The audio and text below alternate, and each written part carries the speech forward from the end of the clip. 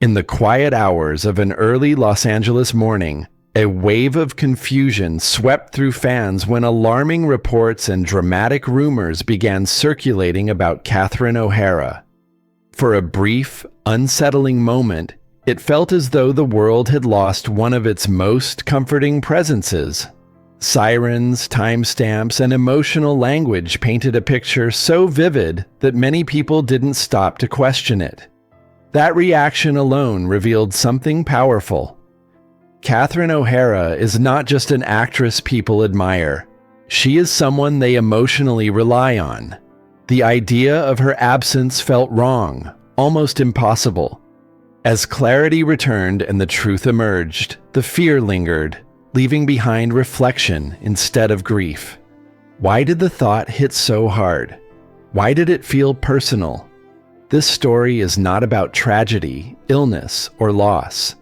It is about that collective pause, the moment we realized how deeply she has shaped our sense of warmth, humor, and stability through decades of unforgettable performances. A woman who has always been built differently, Catherine O'Hara has always stood apart, not because she demanded attention, but because she naturally drew it. Even her biology reflects that uniqueness.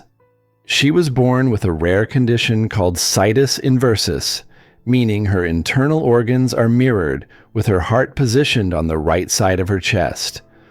While this has never defined her career, it feels symbolically fitting for someone who has always approached life and comedy from a slightly different angle.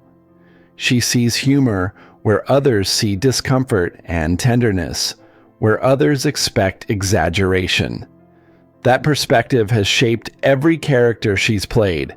She doesn't chase punchlines. She lets them emerge organically through human behavior. Her performances feel familiar yet unpredictable, grounded yet eccentric. Being different was never something she explained or used as a headline.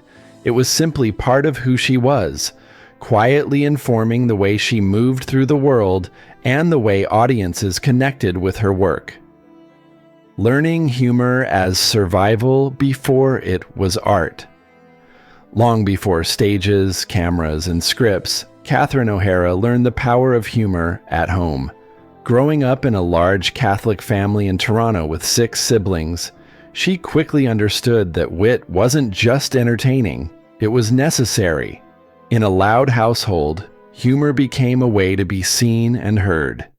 That instinct followed her into adulthood and eventually led her to Second City in the 1970s.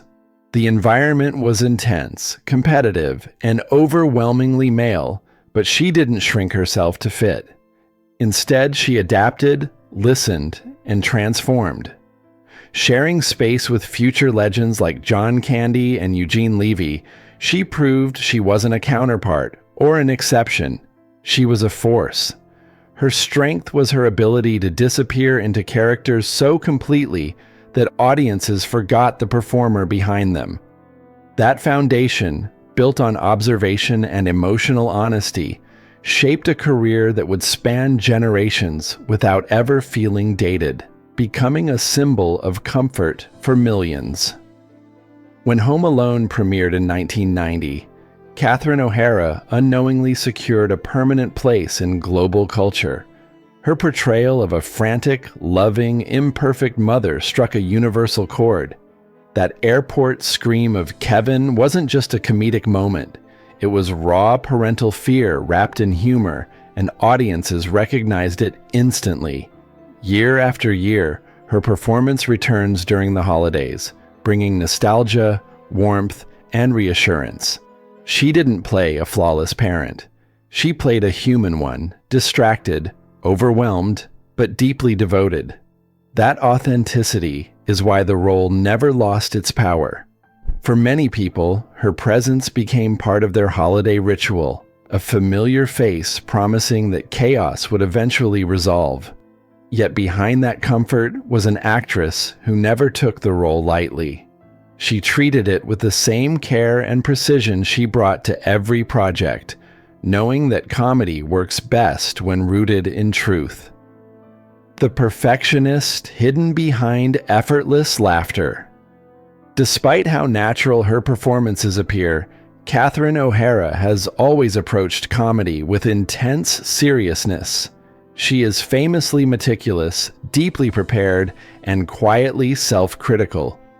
Colleagues often describe her as nervous before takes, even after decades of success. She never assumed she had mastered her craft. That humility pushed her to refine every detail, from vocal inflections to subtle facial movements. For her, comedy was not casual. It was precise, emotional work that required discipline and focus. That internal pressure rarely showed on screen, but it shaped everything audiences loved about her performances. She wasn't trying to be memorable or flashy. She was trying to be honest. That commitment created characters who felt real, even at their most exaggerated. Her laughter invited people in because it was carefully built on empathy, observation, and a deep understanding of human vulnerability. Reinvention. That proved talent has no expiration. Schitt's Creek introduced the world to Moira Rose, a character who could have easily become a caricature in lesser hands. Instead, Catherine O'Hara turned Moira into a cultural phenomenon. With an unplaceable accent, dramatic vocabulary, and extravagant wardrobe, Moira was theatrical on the surface but deeply human underneath. Catherine grounded her in insecurity, pride, and love, making her both absurd and relatable. Winning major awards in her 60s wasn't just a career milestone, it was a statement. Talent doesn't fade with age, it deepens. This role marked a powerful reinvention that didn't erase her past work, but expanded it. Audiences laughed at Moira's eccentricity and stayed for her emotional truth.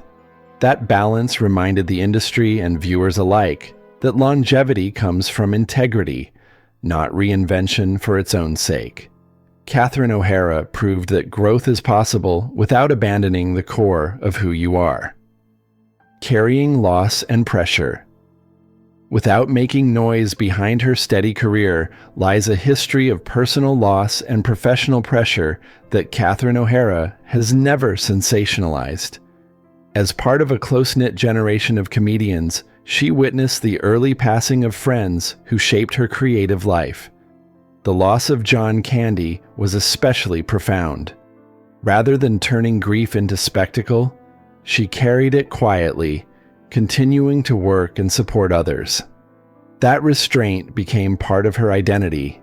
She never believed pain needed an audience to be valid. In an industry that often rewards oversharing, her silence was a form of strength. She understood that joy and sorrow coexist, and that laughter can still be offered even when life feels heavy. That emotional maturity infused her performances with depth. Audiences could feel, even if they didn't know the source.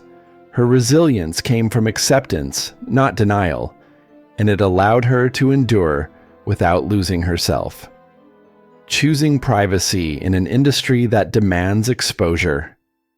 Catherine O'Hara has always guarded her private life with intention.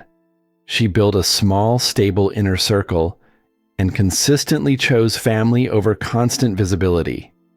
This decision sometimes puzzled those who expected more appearances or access, but it was never about withdrawal. It was preservation. She understood that creativity needs space, and that constant performance off-screen can drain authenticity on-screen. By resisting the pressure to always be present, she protected both her craft and her well-being. Her career became defined not by scandals or public conflicts, but by steadiness and trust. She showed that success doesn't require surrendering your inner life. That balance allowed her to return when the work truly mattered to her, fully present and fully engaged. In doing so, she modeled a healthier, more sustainable path through fame, one rooted in boundaries rather than burnout. Gratitude for a presence. we too often take for granted. The brief panic sparked by false narratives served as a reminder of how deeply Catherine O'Hara matters. It forced people to confront an uncomfortable truth. We often assume the artists who comfort us will always be there.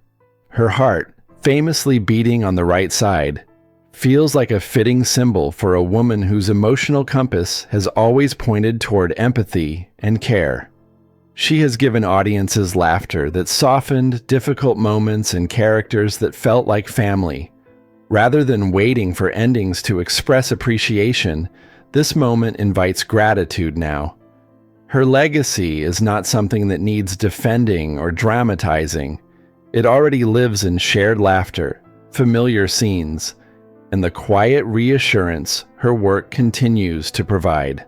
Catherine O'Hara does not need myths or tragedies to validate her impact. She deserves recognition for being present, human, and generous with her talent. That alone is more than enough.